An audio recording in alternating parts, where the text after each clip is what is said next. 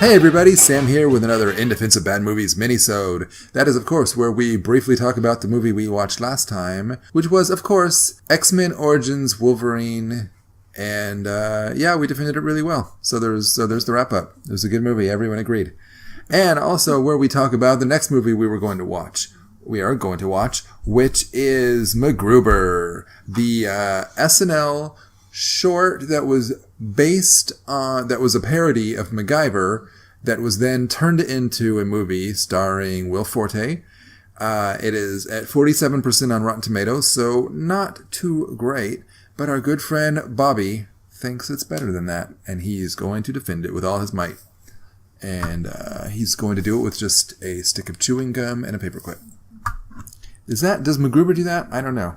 I haven't seen the movie, and honestly, that sketch was on SNL at a time when I wasn't watching, so I don't even know if he did that. I think Betty White's involved. That's all I know. No more. So that about does it for old business and new business. Now let's move on to Themes Like Old Times. Hey everybody, Sam here with another Themes Like Old Times episode. Hey Loren. Oh yeah.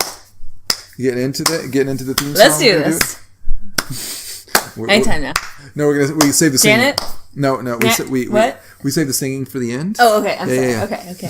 All right, you do it. We are doing the sitcom classic, The Jeffersons. Woo! It's a good show. Spin-off from, why am I blanking on All in the Family?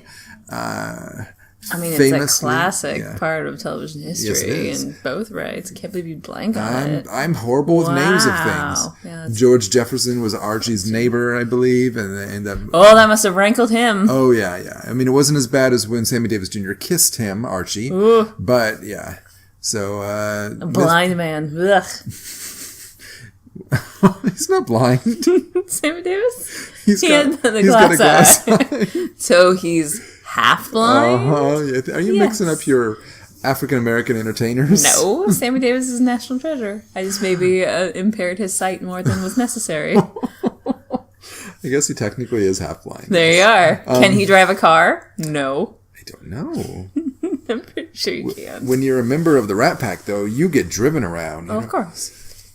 So, but no, this is... Back to George Jefferson. This was he and his wife, Louise. Mm-hmm. They, I think, were next door neighbors to Archie, and then they moved away. He started to the east side. Oh, okay. The Upper East Side. Here's a tidbit of information. Oh, here.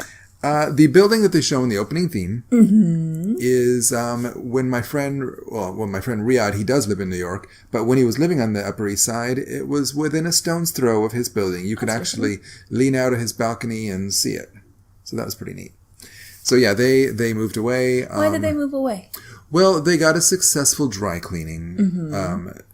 I don't know if it was just one or a series of businesses, and I think they just came into they had the money, so they moved. Did business take them to the city, or this was just their dream? That's a good question. Because was there something?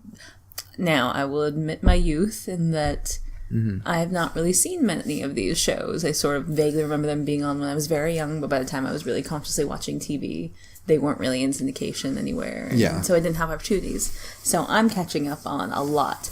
Was the area that All in the Family lived in so poor? Like, was it not a good neighborhood? Well, it was in Queens. Okay. It was Queens. All right. So, okay. So that makes sense. That geographically, yes. Manhattan, Upper East Side is a reasonable and positive move. Yes, it is. Gotcha. And it's not like they moved from suburbia to the east side. I think it was Queens. I could be wrong. Listeners, we have many of them. It was a working class borough is what I'm hearing. Yes, it was. Gotcha. And filled with meatheads. Yes. All in the Family was one of those shows that it was on as a kid, and it didn't even feel like a comedy to me. It felt like a drama.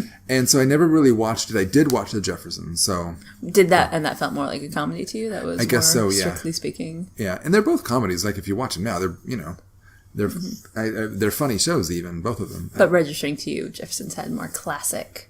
I think so, yeah. Punchlines. Maybe it was that opening. That nostalgic opening of All in the Family. It was so soft, and like, I don't connect to any of this. Whereas Jefferson's like, yes!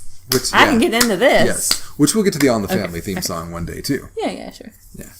So yeah, that's my relationship with the Jeffersons. Great theme song. It is a very good song. I will admit that I've always known the theme song for sure. I remember this part of childhood at the very least. Yes. So you've done some research. Oh yes, my exhausting minute of research going on Google immediately before we started recording just to see what I could find. Goodness bless Wikipedia. Goodness do bless that thing here. Do yes now, please. Yes. So in my exhaustive research, I discovered that the theme song was written by Jeanette Dubois, or Dubois if she pronounces it like W-E-B, Dubois. And if you're Googling her, Jeanette is, and I'm hoping I'm getting her exact pronunciation here, it's J-A-N-E-T. And Jeff, that's the one. And I'm not going to help people who don't know how to spell French. And also written by Jeff Barry. B-A-R-R-Y, if you're looking him up. That is one. It's important. Jeff, you have to decide if it's J-E-F-F or G-E-O-F-F. That's on you. That's on you. It's J-E-F-F. I can't. Damn it! I can't allow this mystery to continue. The song was sung by Du Bois and a gospel choir, but you don't need me to tell you that. That's obvious. Which, and listening to this theme song again, years later there was the show Amen, another show that I plan on having on, also with Sherman Hemsley, and it was he was a preacher or something. Yeah, he was a deacon. No, there was deacon. Whatever. He was involved with the church, and that has a really cool gospel theme song as well. And I'm wondering how much of him getting that particular show was just from the theme song of the Jeffersons. Like, I don't know, I associate this guy with the church for some reason. Right. I really feel like I see him in some sort of pastoral setting. Let me see. Should he be a wealthy guy who owns a bunch of dry cleaners? Oh, we already did that? Okay, what else do I associate with him? Gospel music. Yeah. So yeah, maybe. I don't know. think the public would buy it. Maybe. I don't know. So, do we have anything else to say? About this theme song? How do you feel? What is your emotional feeling about the theme song? What drew you to select it? It's just a good song. But, actually, we haven't done this in a little while. Shame on us. Let's actually watch the opening. Oh, yeah. And the opening shows us, it's got a moving van. Because this was in the day where your opener had to tell you exactly what this story was about. Because you're like, the Jeffersons, last I saw them, they were living next to Archie in Queens. But no, we have to... Oh, is that Wheezy? Yeah, Wheezy's... She's sad. She's starring. She's above Sherman Hemsley. Really? So she's wiping a tear away. But, they're in their cab. She's excited. He's laughing. It's probably bittersweet. We're going over the classic skyline of New York. Yeah. Probably over the Williamsburg Bridge. Yeah, so 1970s New York. If you can imagine how crack-riddled and dirty it must be. How filled with prostitutes Times Square is. This kind of reminds me of Who's the Boss, this traveling into where we're going. Because people like to watch transformations, and so there's obviously a big change here. We have to let you know there's going to be a big change, folks. These people are moving. Can you imagine the things they will find? That's the building. This is their deluxe apartment. That building is huge. It is a deluxe apartment. It's got. And did they live in the penthouse? I don't know. Listeners, were they penthouse livers? I don't know. It was. I tell you this. This is a very successful chain. It was a very large apartment. That's true. It was a TV apartment that defies logic. I'm sure. Yeah, that's true too. What else should we say about this? That was a really simple opener. It was. That may have been first season. I bet later on it got more dynamic. In fact, I can actually picture scenes from the episode. I imagine as we add cast members, we get to see more clips of them and their antics. Yeah, exactly. But at this time, this series, season 1 version, it's very slow, static images of them driving into New York City and then walking into their apartment. And we're not listening to the music now, of course, but I cannot.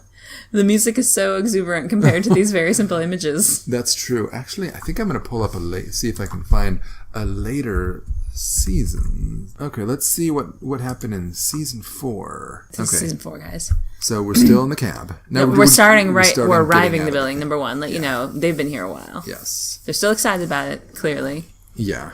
But wait, they've been here for a bit. Okay, yeah. Sherman Hemsley still gets second billing. That is interesting. Would you feel that Wheezy was the more prominent character? I think it was a two-fister. Is that what they call it? Yeah, so that now we're seeing shenanigans and antics. Now we have some actual footage from the series that we can pull our sizzle reel for. Yes. Oh, there's a grandma. There was their white neighbor, Tom, was it? That sounds like a white guy. Their son. Oh, there's some sort of racist Indian dancing. I'm sorry, Native American dancing. Oh, now I'm the racist. Yeah, so this is definitely more exuberant, if you will. Yeah. We're having a lot more fun here. Is that Tom? Tom? That was the doorman or the elevator operator or something like that. Why wasn't he wearing pants? That's a good question. Oh, yeah, I totally remember that when he... Oh, man. They did have money because Wheezy had her, like, her beauty salon, like that machine that dome thing that goes over your head and does whatever it does. It puts it in a perm? I don't know, maybe? I don't know. It does hair stuff? Yeah. But she had machine? one of those in her own home. That's big money right there. So, yeah.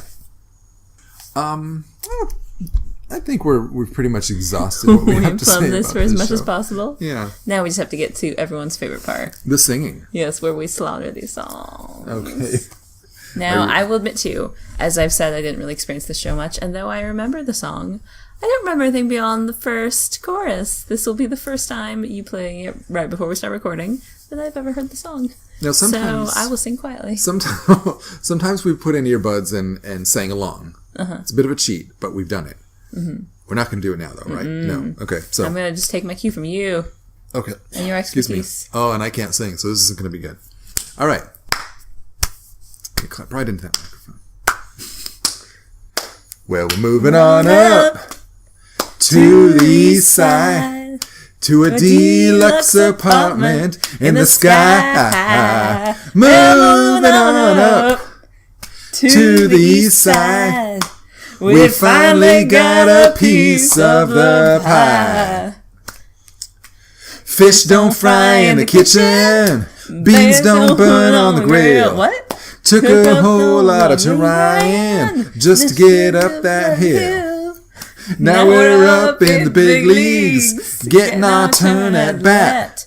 As long as we live, it's you and me, baby. There ain't nothing wrong with that. Well, we're moving on up to the east side, to a deluxe apartment in the sky. Moving on up to the east side. We finally got our piece of the pie. Yeah. Well, we're moving on up to the east side, to a deluxe apartment in the sky. Moving on up to the east side. We finally got a piece of the pie. Fish don't fry in the kitchen, beans don't burn on the grill. Took a whole lot of trying just to get up that hill. Now we're up in the big leagues, getting our turn at bat.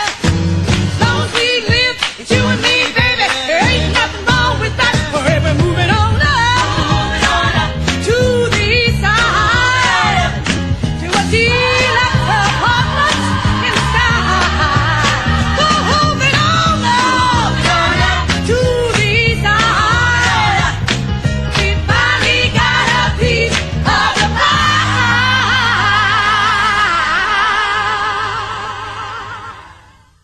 Thank you, Sam and Loren. And just a reminder, tune in 2 weeks as we discuss MacGruber, defended by Bobby. Thanks for listening. Bye.